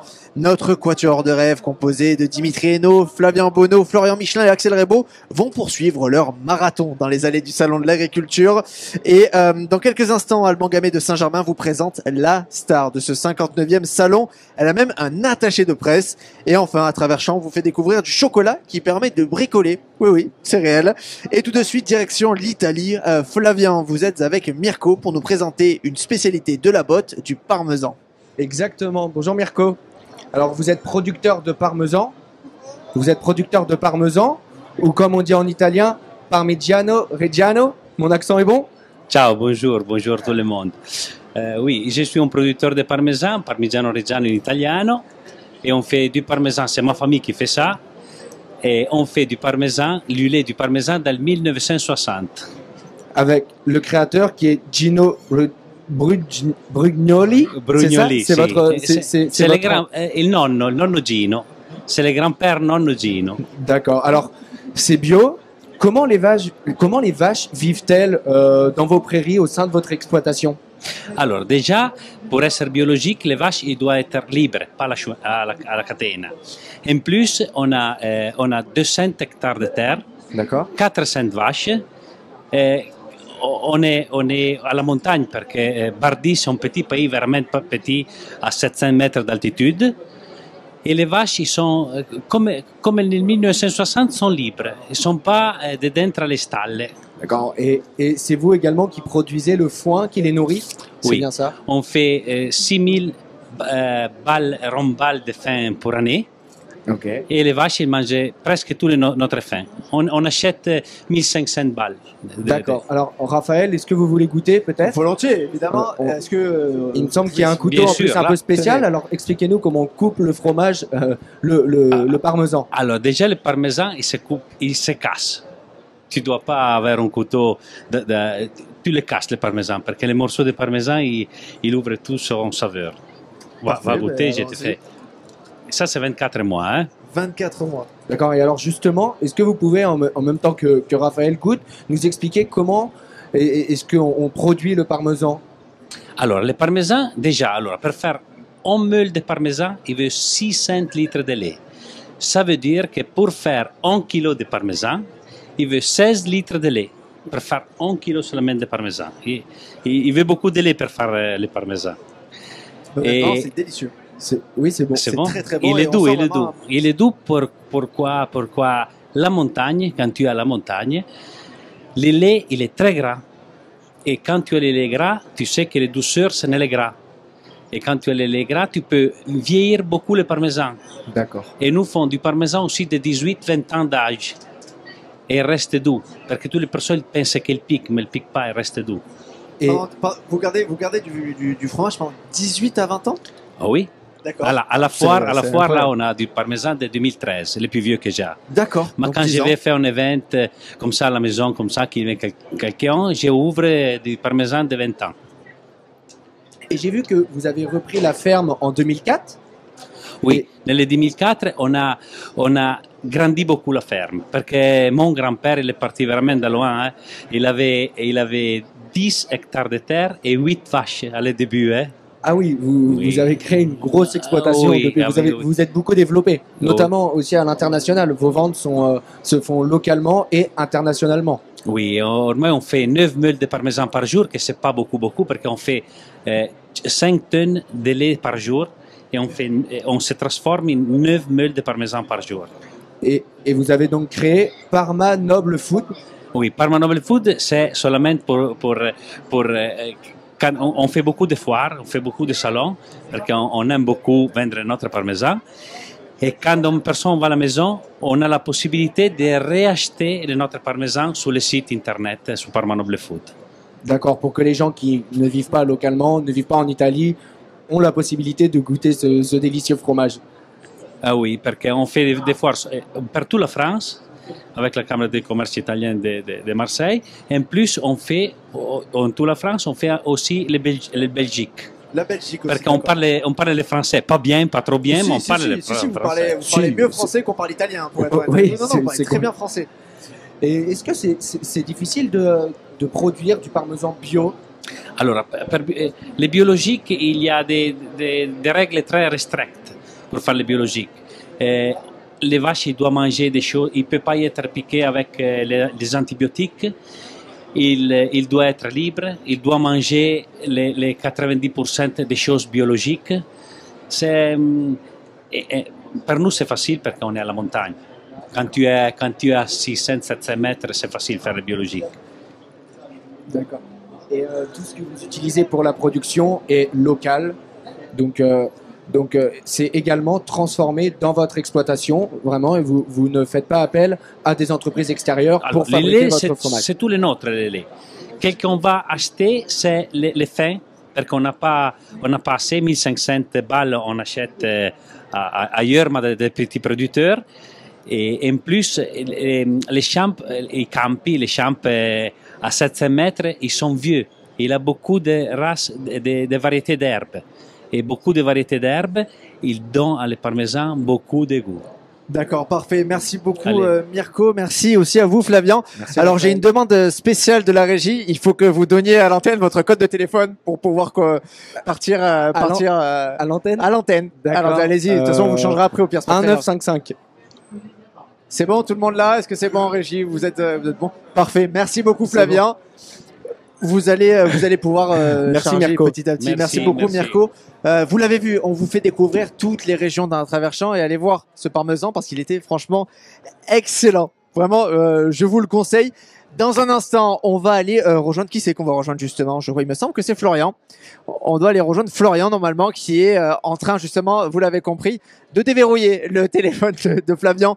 Vous le voyez, on est vraiment en direct parce que c'est les aléas justement de la télé. Donc voilà, écoutez, on est que vous et moi de toute façon. Donc autant qu'on parle un peu. Voilà, si vous voulez émerger de retour au salon de l'agriculture et justement l'agriculture qui a été fortement touchée par le conflit entre la Russie et l'Ukraine. Dézoomez pas trop la caméra, on sait jamais. Et juste Oui, Benjamin Poulain, oui, vous inquiétez pas, mais un jour je raconterai tout ce que vous me dites, hein, vraiment dans l'oreillette, qu'on soit d'accord.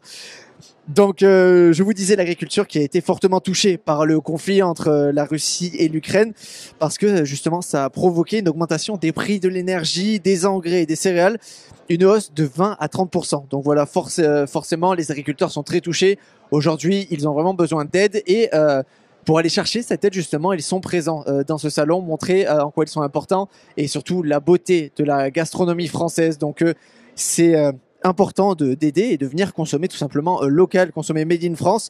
Et puis aussi, si vous voulez, il y a pour la deuxième année consécutive les trophées des agricultures du monde dans ce salon de l'agriculture. En fait, tout simplement, ces trophées récompensent les produits et les spécialités issues de l'épicerie fine du monde. La caméra est vraiment très très proche de mon visage. Mais donc oui, je vous disais, c'est les trophées des agricultures du monde récompensent les produits et les spécialités issues de l'épicerie fine du monde. C'est un prix qui est divisé en 5 catégories. Alors vous avez le vin, le fromage, la salaison, le condiment et le coup de cœur du jury. Ça, c'est toutes catégories confondues. Et il y a, mine de rien, 16 pays participants dans cette émission. Je sais pas ce que vous faites en régie, mais j'ai l'impression que vous vous amusez et c'est le plus important, messieurs. Oui, non, mais après, donc voilà, c'est 16 pays. Il y a l'Algérie, l'Arménie, le Cameroun, le Congo, la Côte d'Ivoire, l'Italie. Justement, on vient de voir un producteur italien, en la personne de Mirko. On a également le Maroc, le Rwanda, le Sénégal, la Slovénie, le Soudan et la Suisse. Dans un instant, on va rejoindre Alban Gamay de Saint-Germain, qui est avec la star de ce 59e Salon international de l'agriculture. C'est la vache Algérie, tout simplement, je vous le dis maintenant. C'est Ovalie, qui est une vache salaire originaire d'Auvergne, du Cantal même, pour être tout à fait précis avec vous. Elle a 5 ans, donc elle est relativement jeune, elle est née en 2018. Et là, je vais essayer de bien m'appliquer, parce que sinon, il va y avoir quelques soucis. Elle est née à Saint-Alire-Est-Montagne. Donc voilà, très belle petite bourgade dans le Cantal. Elle s'appelle Ovalie parce qu'en fait, si vous voulez, ses producteurs sont fans de rugby, notamment de l'ASM Clermont Auvergne. Donc voilà, champion de France récemment. Et puis le salon en a profité pour tout simplement faire aussi un petit clin d'œil à la Coupe du Monde de rugby qui commence en septembre 2023 et qui cette année revient en France après la dernière fois en 2007 et si vous voulez, Ovalie appartient à Marine et Michel Vancimertier qui sont de jeunes éleveurs et qui sont producteurs de fromage fermier, notamment du Salers, parce que voilà, je m'y connais un peu dans cette race et de tête, je vous le dis, la race Salers produit un seul fromage AOP, s'appelle le Tradition Salers tout simplement. C'est une race mixte en fait, surtout qui fait aussi bien du fromage que de la viande. Donc voilà, je vais aller prendre quelques informations. On va ne pas tarder, d'accord. D'accord, merci. Oui, voilà, donc vous le voyez, Alban qui est en train d'arriver petit à petit. Hein, vraiment, on va prendre notre temps pour aller rejoindre Alban Gamay de Saint-Germain. Mais voilà, vous voyez toutes les coulisses. Et si jamais vous êtes à Paris ou même si vous êtes en Île-de-France, venez dans ce 59e Salon international de l'agriculture. Parce que venez voir ce que notre belle agriculture française et même celle du monde a à offrir. Et puis vous allez voir différentes spécialités un peu partout dans le monde. Et justement voilà, nous dans À Travers Champs, on vous fait découvrir. Voilà, on revient sur Alban Gamay de Saint-Germain que vous voyez vraiment du bas. C'est le double menton d'Alban Gamay de Saint-Germain qui est en train de négocier, et je sais pas qui est avec lui, mais ça tourne beaucoup. Hein. Voilà, donc ils sont en train de se diriger tranquillement vers l'enclos d'Ovalie, la vache égérie, comme je vous l'ai dit. Et justement, Alban a noté quelque part, je suis en train de retrouver. Alors la vache égérie, à quoi elle sert? Je vais vous dire ça tout de suite. Voilà. Il y en a une chaque année. Oui, je suis pas persuadé qu'on en mange. Non, c'est plutôt la star. C'est chaque année, elle permet de mettre à l'honneur un triptyque territoire, produit et homme. Et c'est donc voilà Ovalie tout simplement qui a été choisi cette année et qu'on voit sur l'affiche juste derrière moi. Non, d'accord. Donc non, apparemment pas d'affiche. Normalement, il y a une affiche à l'entrée du salon. Vous pourrez la voir. Et donc, alors, Alban a l'air plutôt prêt. Alban, je vous présente depuis tout à l'heure, donc il va falloir assurer.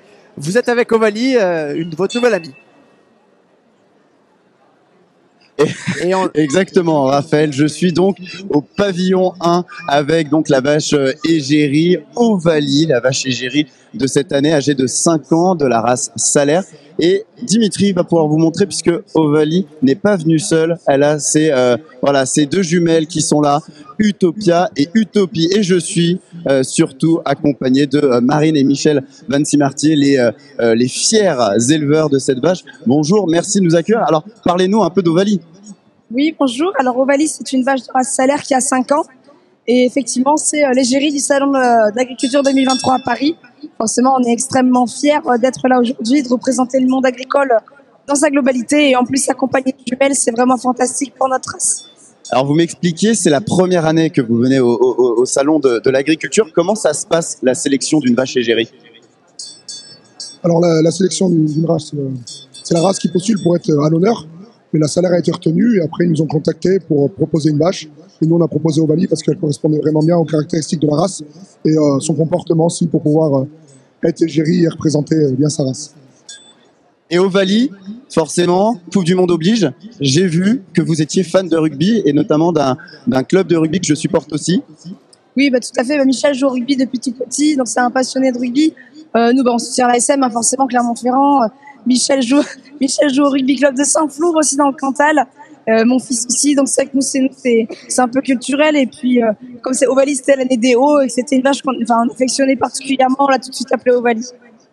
Et alors les jumelles donc qui sont là, elles ont 2 mois, vous me confiez, aujourd'hui pile poil, donc joyeux anniversaire à Utopie et Utopia. Et ça, les prénoms, ils ont été choisis par les internautes. Oui, on avait lancé un petit vote. En fait, on avait choisi 3 binômes de prénoms et c'est Utopie et Utopia qui ont eu le plus grand succès auprès du grand public. Et vous m'avez avoué juste avant que c'était finalement le duo de prénoms que vous préférez. Parlez-nous aussi un peu de vous, parce que ça fait que 5 ans en fait que vous êtes éleveur. Oui, c'est ça, tout à fait. Avec Michel, on s'est installé en janvier 2018, donc ça fait 5 ans. Et on a tous les deux un parcours un petit peu atypique parce que finalement, on est tous les deux hors cadre familial, c'est-à-dire que nos parents ne sont pas agriculteurs, on ne vient pas d'une famille agricole. Et en fait, on a choisi ce métier par choix, par envie, par passion. Et l'objectif aussi d'être égérie aujourd'hui, c'était de montrer à tous ces jeunes qui ont envie de rentrer dans le monde agricole que c'est possible, qu'on n'est pas obligé d'avoir un héritage familial, qu'aujourd'hui on recherche des jeunes pour venir travailler dans les exploitations et que c'est ouvert à tous et de les encourager à aller au bout d'une démarche. Et alors, on va parler encore de cette vache, donc Ovalie, c'est une race salaire. C'est quoi la spécificité de cette race? Alors la race salaire, c'est une race du Massif central, son berceau. La salaire, alors on voit, c'est une vache avec un poil frisé de couleur acajou, une tête bien marquée, le front large, le cornage en forme de lyre. Et après, ses caractéristiques techniques, c'est vraiment le bassin, c'est sa facilité de vélage et de bons aplombs pour se déplacer dans nos zones de montagne. Voilà, un bon dessus. Après, ça produit une viande de qualité avec un bon persillé.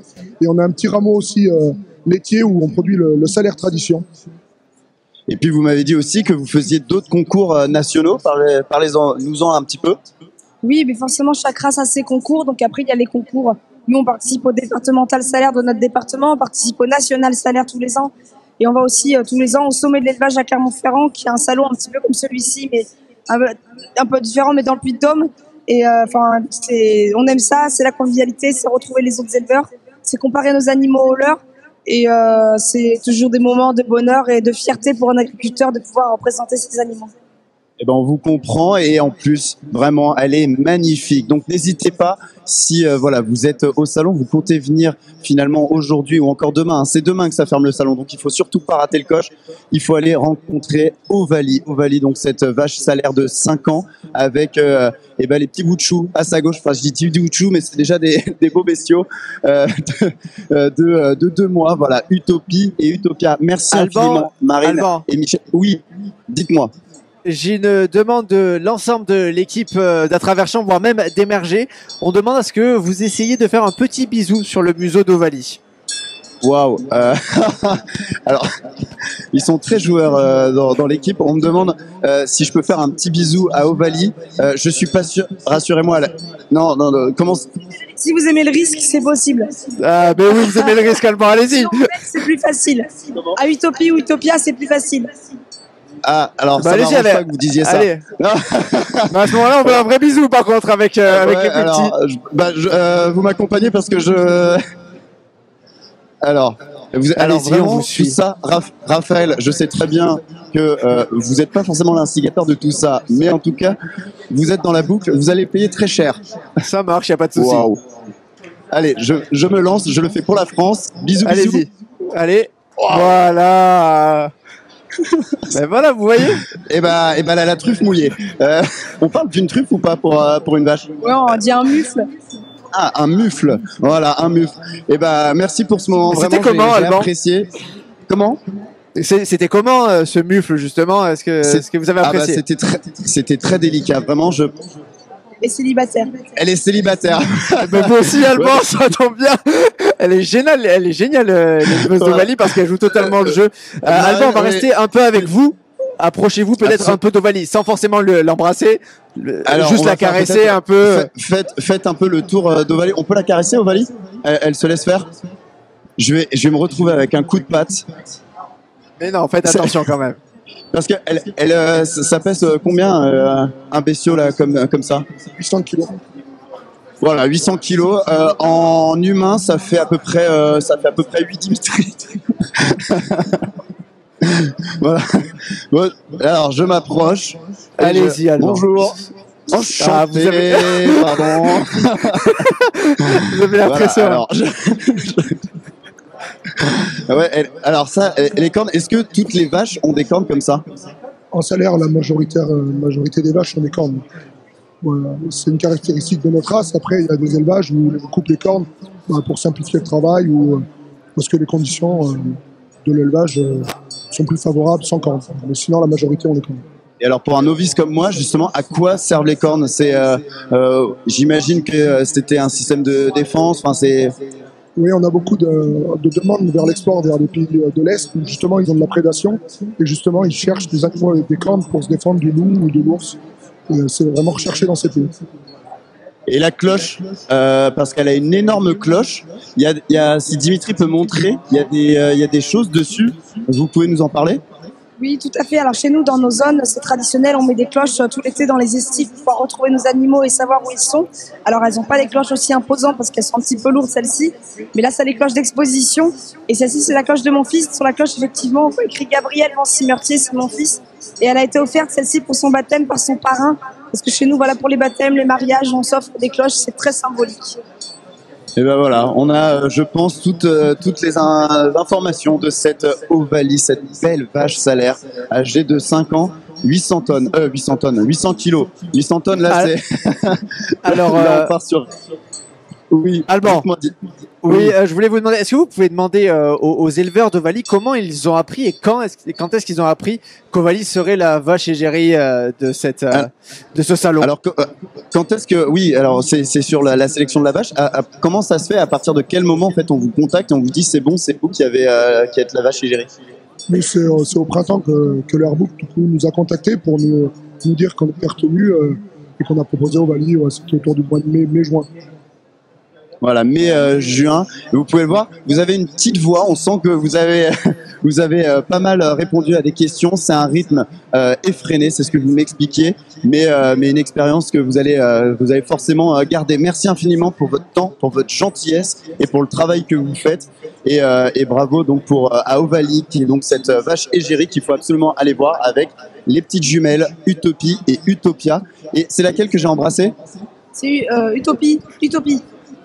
Alors, Dimitri, venez, on fait comment pour reconnaître entre... Parce que déjà, avec des humains, si ce sont de vrais jumeaux, c'est pas forcément évident. Il y a quoi? Il y a un signe distinctif? Utopie est un peu plus petite qu'Utopia. Et après, sinon, elles ont des boucles. Ça, c'est la traçabilité du coup de la naissance jusqu'à l'abattage, même jusqu'à la consommation. On a un suivi en France qui permet de tracer les animaux. Du coup, il y a le numéro, la 29, c'est Utopie, et la 28, donc laquelle est votre... Écoutez, Alban, on va vous laisser avec... votre nouvelle petite amie, on pourra enfin le dire, Alban a pécho au salon de l'agriculture, donc félicitations à lui. Donc oui, c'est peut-être un veau, mais c'est pas grave, ça compte dans tous les cas. Merci beaucoup Alban Gamay de Saint-Germain. Et à Flavien ou Dimitri ou Florian, je sais pas qui était... Dimitri Hainaut. Dimitri, merci beaucoup à Dimitri Hainaut également qui était avec vous. Il est 11h53 dans ce 8e épisode d'À travers champs. C'est bientôt la fin justement de cet épisode. Juste avant, Adrien Hardy, vous êtes avec Maxime pour nous parler, ah ouais quand même, d'un chocolat avec des formes totalement géniales. Voilà, on dirait de vrais outils. C'est impressionnant, Adrien. C'est ça, alors on est avec Maxime de la Maison Maxime. Vous êtes maître chocolatier, mais un maître chocolatier un peu spécial. Oui, tout à fait. J'ai créé ces outils en chocolat parce que je suis fan de bricolage. Voilà, c'était pour moi une reconnaissance de faire ce que je faisais avec les outils habituels, mais en chocolat. Voilà. Et est-ce que, donc là on voit des outils, est-ce que c'est possible de bricoler avec les outils en chocolat? On imagine que non. Non, c'est pas possible, non. On peut les manger, on peut les garder, mais malheureusement non. Surtout pas bricoler avec, ça va pas tenir. Donc si vous permettez, je vais en c'est des outils montrer, donc pour déguster le chocolat, c'est ça? Oui, bien sûr. Après, ça se garde, ça s'offre. C'est un chocolat du Vietnam, en l'occurrence. Et tout est fait à la main, sculpté à la main, et ça fonctionne réellement. Hein. Vous pouvez prendre éventuellement cet écrou et ce boulon. Vous pouvez, ça fonctionne réellement. Hein. C'est vraiment fait artisanalement en baie de Somme avec mon équipe à Étalonde et à Ouincourt. Et d'où elle vous est venue cette idée? Parce que vous dites que vous êtes un fan de bricolage et un jour vous avez voulu allier le chocolat et le bricolage tout simplement. Eh ben, même si ma passion aujourd'hui est le chocolat, toutes mes boutiques aujourd'hui je les ai conçues moi-même, bricolées moi-même. Donc pour moi ça a été la reconnaissance de dire bah tiens autant faire ce que moi j'aime aussi, le bricolage, et le faire à travers le chocolat. Et à travers ma passion. Donc là, on voit des outils en chocolat. Comment ça se passe pour créer ces outils en chocolat? J'imagine un moule, une clé, hein, et après je fais faire ce moule dans le nord de la France, et ensuite, vous faites couler du chocolat, tout simplement. Oh oui, un peu plus compliqué. Donc on coule ce chocolat. Après, on doit faire les finitions, bien évidemment, et après on doit le vieillir aussi. Mais il n'y a pas vous le faites pas à la main, quoi. Ce sont des machines. Non, tout est fait à la main. Tout est fait à la main. Les seules machines qu'on a aujourd'hui dans la chocolaterie, ce sont des tempéreuses qui tempèrent le chocolat à notre place. Mais sinon, on n'a absolument aucune machine. Donc ça pèse son poids en plus, hein. Oui, ça c'est la massette en l'occurrence. Et donc l'objectif de ces sculptures en chocolat, c'est de les manger finalement. Oui, les manger. Après, j'ai des appels assez réguliers parce que les gens les congèlent parce qu'ils osent pas les manger. Ils les mettent sur le buffet. Est-ce qu'on peut les conserver? C'est du chocolat noir, ça se mange même dans 5 ans, c'est pas un problème. Est-ce qu'il y en a un justement que on pourrait goûter ou? Bien sûr, regardez, on a même ramené le petit fer à cheval. Oh, génial, merci beaucoup. Allez-y. Et donc justement, on peut le conserver pendant combien de temps ce chocolat? La conservation d'un chocolat noir aujourd'hui, elle est quasi illimitée. Après, c'est surtout la volonté qui est plus limitée. Mais par exemple, si on veut le mettre en décoration dans notre appartement, on peut le conserver 5 ans sans aucun problème. Ok, faut juste pas qu'il fasse trop chaud. Ou ça a plus peur de la lumière que de la chaleur. Hein. Et comment vous imaginez les moules et combien de sortes de chocolat vous avez finalement? Aujourd'hui, on a 800 références en moulage. On fait pas que les outils en chocolat, on fait aussi tout ce qui est escarpins pour les demoiselles, on fait tout ce qui est chaussures pour hommes, les motos, les voitures. Tellement de sortes de moulages. Voilà, nous on a un peu la chocolaterie 2.0. On fait vraiment, notre base est vraiment les moulages. On fait énormément de moulages. Il faut venir visiter la baie de Somme, qui est une très belle région aujourd'hui, et venir visiter notre fabrication qui est ouverte 6 jours sur 7, de 10h à 19h. Vous avez parlé de chaussures pour hommes et d'escarpins. Oui. Et ces chaussures, elles sont portables? Non, toujours pas. C'est réalisé toujours à travers des moules, dans l'esprit de ressembler le plus possible à un vrai escarpin, un vrai mocassin, une chaussure de foot, un ballon de rugby, un ballon de foot, une coupe du monde ou autre. Mais le but étant toujours de les déguster et de les manger. Quoi. Maxime, c'est quoi la forme la plus folle que vous ayez faite? La forme la plus folle doit forcément y en avoir au moins une. Ma dernière création, c'est un peu c'est mes coffrets moins de 18 ans. D'accord, donc c'est bien ça. Voilà, c'est ma dernière création. Sans rentrer trop dans les détails. Je ne dirai pas tout ce qu'il y a dedans, mais voilà, c'est ma dernière création pour la Saint-Valentin. Et c'est ma dernière création assez originale. On imagine. Et vous avez aussi parlé d'une moto. C'est une moto taille réelle ou miniature? Miniature. Donc on est aujourd'hui capable de faire tout. On est capable de réaliser des casques de pompiers, des fusils de chasse sur mesure. On peut tout faire. Et avec le chocolat, on peut tout faire. Et combien de temps ça vous prend, par exemple, pour faire... alors, qu'est-ce que c'est le plus rapide à faire et le plus long que vous ayez pu mettre pour faire une maquette? Difficile de vous répondre, parce qu'aujourd'hui, on peut faire 5 massettes en casser 4 en les démoulant, et on peut faire 5 et réaliser les 5. Ah oui. Donc, vous savez, ça reste des produits vivants, des humains qui travaillent le produit, donc... pas facile de vous dire aujourd'hui le temps que ça prend. Aujourd'hui, c'est l'investissement qui est donné de base. Les gens qui y travaillent, c'est une passion. Et aujourd'hui, c'est ça surtout qu'il faut retenir, c'est que nous, on fait de l'artisanat. Et voilà, on n'utilise pas des machines. Et voilà, c'est aujourd'hui des êtres humains qui sont au bout. Donc, chaque journée est différente. On peut sortir des moments 2000 outils, comme le lendemain, on peut en sortir 500. Et Merci beaucoup en tout cas Maxime, on vous retrouve dans la baie de Somme et honnêtement allez les voir, ça vaut le déplacement, je vous le remontre une dernière fois à la caméra parce que voilà, tout ça est en chocolat, on dirait que c'est réel mais ça se mange, c'est délicieux, il était très doux d'ailleurs votre chocolat. Merci beaucoup d'avoir été avec nous Maxime et merci également à vous Adrien Hardy.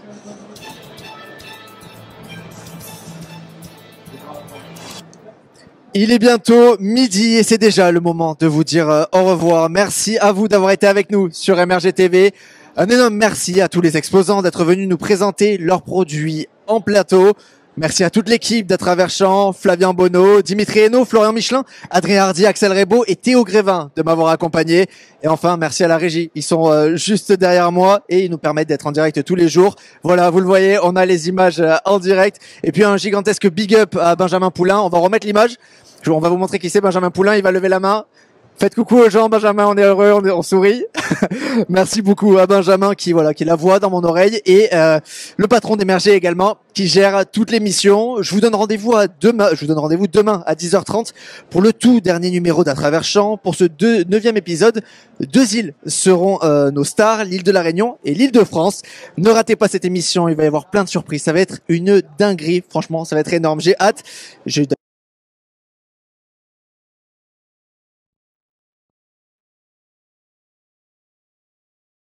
Attends, il faut que je prenne le micro à côté. Non, pourtant on m'entend bien là. D'accord, c'est bon. Votre prochain rendez-vous sur MRG TV, c'est demain à 10h pour Zone Paul. Notre invité sera Éric Martineau, député du Modem. Bonne journée à vous. On se retrouve demain sur MRG TV pour le dernier jour déjà de ce 59e salon de l'agriculture. Ciao.